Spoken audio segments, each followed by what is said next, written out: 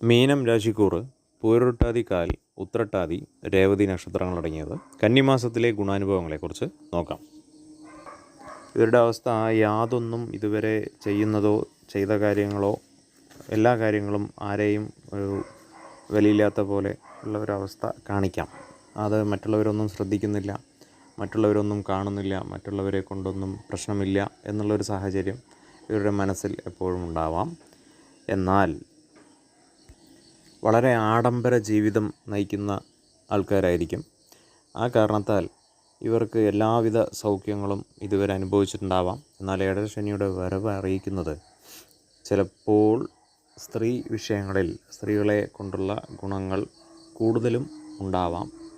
വിവാദപരമായ രീതിയിൽ ചിലപ്പോൾ ചില കാര്യങ്ങൾ തെറ്റായി ചിത്രീകരിക്കാനോ അല്ലെങ്കിൽ ആ കാരണത്താൽ ഉണ്ടാകാവുന്ന പ്രശ്നങ്ങൾ, അവരുമായി ഇടപഴകുന്നതോ അല്ലെങ്കിൽ ഇടപഴകിയതോ ആയിട്ടുള്ള പ്രശ്നങ്ങൾ, അത് ഏതെങ്കിലും രീതിയിൽ അല്ലെങ്കിൽ കടം കൊടുത്തവർ തിരിച്ചു ചോദിക്കുമ്പോൾ ഇയാൾ ഇന്നെ ഉപദ്രവിച്ചു എന്നോ, അല്ലെങ്കിൽ സ്ത്രീകളാണെങ്കിൽ പരസ്പരം കലഹിക്കുക, രണ്ട് സ്ത്രീകൾ തമ്മിലാണ് എങ്കിൽ പരസ്പരം കലഹിക്കുന്ന ഒരവസ്ഥ, അതുപോലെ അതുമൂലം ഉണ്ടാകാവുന്ന മനസ്സിനുണ്ടാകാവുന്ന ദുഃഖങ്ങൾ, അതുപോലെ അലച്ചിൽ, പിന്നെ അതുപോലെ സ്ഥാനം ഏതെങ്കിലും ഉയർന്ന സ്ഥാനത്തിലൊക്കെ ഇരിക്കുന്ന അവസ്ഥയാണെങ്കിൽ അല്ലെങ്കിൽ പ്രസിഡൻറ്റ്, സെക്രട്ടറി ഇങ്ങനെയുള്ള എന്തെങ്കിലും സംഘടനകളുടെ അങ്ങനെ വല്ല ഭാരവാഹിത്വമുള്ളവരാണെങ്കിൽ കൂടെ അവയ്ക്കെല്ലാം ഒരു കാര്യവിഘ്നം ഉണ്ടാകുന്നതും അതുമൂലം മുറവിളി കൂട്ടി നടക്കുക, ഞാനല്ല ചെയ്തത്, എനിക്കൊന്നും അറിയില്ല, ഞാനൊന്നും ഇതിൽ ബാധകമല്ല എന്ന അവസ്ഥയിലുള്ള ഒരുതരം വ്യതകളെല്ലാം പറഞ്ഞു നടക്കുന്ന ഒരവസ്ഥ ഉണ്ടാവാം. പിന്നെ അതുപോലെ ദുർജനങ്ങളായിട്ട് ഈ സമയത്ത് ചേരും.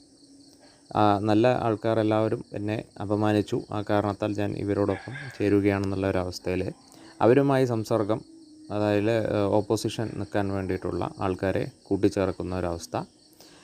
കൂടാതെ ഉദര രോഗം, അതുപോലെ വല്ലാത്ത പനി, അടുപ്പിച്ചുണ്ടാകാവുന്ന പനി അല്ലെങ്കിൽ രാത്രി കാലങ്ങളിലുണ്ടാക്കാവുന്ന പനി, രക്തസ്രാവം, വല്ലാത്ത ഒരു ഭയം, യാത്രകൾ അതെല്ലാം ഉണ്ടാവാം.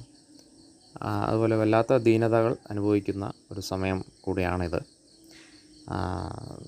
പിന്നെ ശ്രദ്ധിക്കേണ്ടത്, ഇതുപോലെ വീട് വിട്ടു പോകാനുള്ള അവസ്ഥ തോന്നാം, വീടെല്ലാം വിട്ടു പോകാനുള്ള ഒരവസ്ഥയൊക്കെ തോന്നിത്തുടങ്ങാം. അതെല്ലാം ഈ സമയത്തിൻ്റെ ഒരു പ്രശ്നമാണ്. അല്പം കുറച്ച് അടുത്ത ഏഴരശനി കഴിയുന്നവരെയുള്ള ബുദ്ധിമുട്ടുകളിൽ വരുന്ന കാര്യങ്ങളാണെന്ന് മനസ്സിലാക്കി പ്രവർത്തിക്കുക, നല്ല കാര്യങ്ങളെല്ലാം ചെയ്യുക.